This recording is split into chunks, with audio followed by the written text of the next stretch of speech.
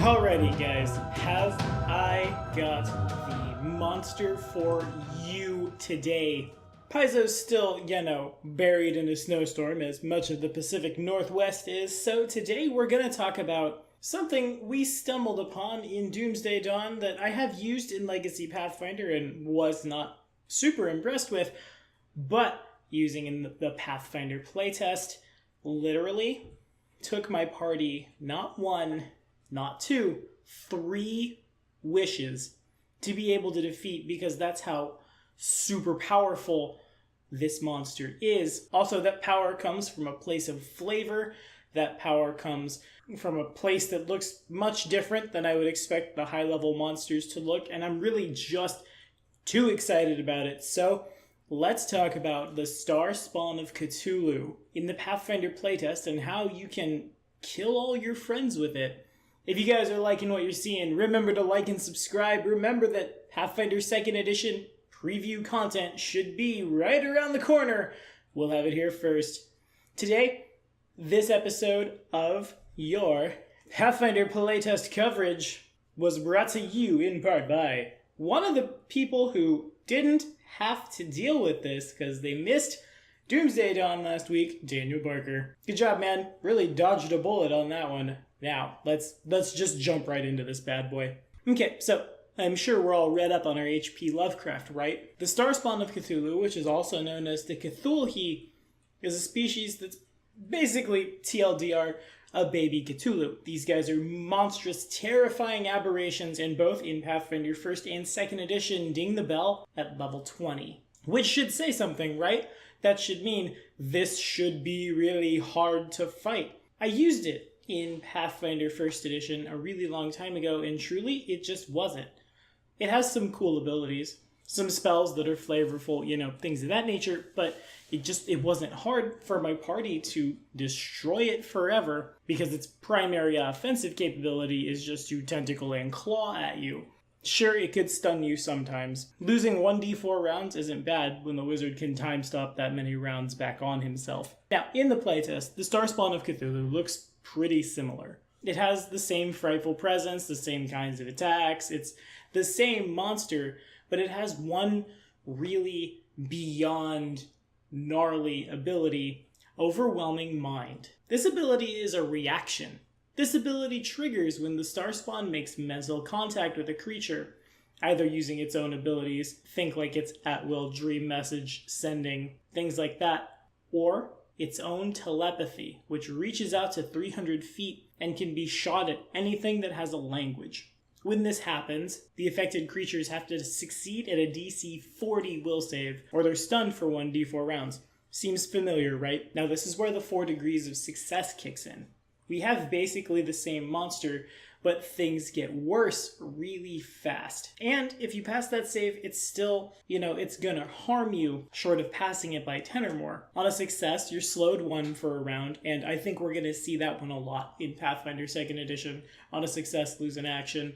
It's easy, it hurts, and it's very trackable, and really kind of keeps the combat moving. On a critical success, of course, you're unaffected, but on a critical failure, you get that 1d4 rounds of stunning, and the character is permanently confused. We talked about this when we talked about the Sea Serpent. If you missed that, follow this card right up here. This is the Sea Serpent on roids. Everyone gets bolstered afterwards, but the effect works as per the casting of Warp Mind, which, by the way, the Starspawn can cast at will as an innate occult spell. So here's how it works. The Starspawn shows up, says hi. When it says hi, as a reaction, everyone makes a will save. This, of course, is after the Frightful Presence goes off, which probably nukes your save by at least 1, unless you crit past that save. In the case of my party in Doomsday Dawn, you've permanently confused everyone. Confusion's a little easier in the playtest. If something attacks you, you get to attack it without rolling the percentage dice to see what happens, or in this case, the d4 to see what happens. But, when you have a massive fly speed, you can just, after all the party's permanently confused, except for maybe 1 or 2, fly away from them while they're standing next to each other and let nature take its course. It wasn't long before my barbarian was attacking the healer was attacking the wizard's summoned fire elemental, and we were all pretty afraid that thing would die, explode, kill everyone. To say nothing of the rounds of babbling incoherently. Really, the RNG was just not with my party that day. But even if it was, this thing still can just fly up, ping down, all the while getting that regeneration 40, assuming that the whole squad didn't show up with necklaces of fireballs, but different story. And that's what makes this guy so just powerful. Yeah, he can attack, yeah, he can grab, yeah, we got that tangle of tentacles and we got that focused assault, but that's not what we're trying to do here. And I think that's really cool, because a high level, gosh dare I say it, boss monster in a game like this should feel that challenging and that unique. This guy has his entire turn after he's perma-confused the party. I can't think of anything else that operates like that at all, which is very flavorful for a powerful Cthulhu monster.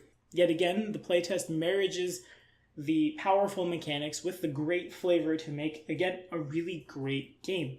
Yes, my party eventually defeated it, using one wish to restart the encounter, one wish to unconfuse everyone, and then one wish to unconfuse everyone again. I'm really glad I ended up giving the wishes back in this party, because otherwise, really, I think they would have just killed themselves. 100%, I highly recommend this guy in your campaigns as a high-level scary boss monster in the Pathfinder playtest, and these monsters, frankly, are making me super stoked for what Paizo's going to put out in the future. I love Pathfinder's bloat. I love all the books for anything I could want forever. What I love more is all of that stuff being flavorful, unique, and really powerful. Well, what do you guys think?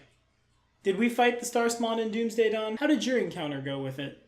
And what monsters have you seen in the Pathfinder playtest that are, just wrecking house? Let us know in the comments. We'll keep the conversation rolling. But of course, that's all the time we have for today. Thanks so much for watching, you guys. Be sure to like and subscribe for more videos. This Saturday, we're going back to Legacy Pathfinder for min-maxing for fun and profit. I got a very open patron request, so we're not doing Dreamscarred Press this week. Next time. But this Saturday, I'm building a character that's both a full caster and mounted. That's the most open request I've ever had. I have no idea what I'm doing with it right now, but I'll show you on Saturday. See you then.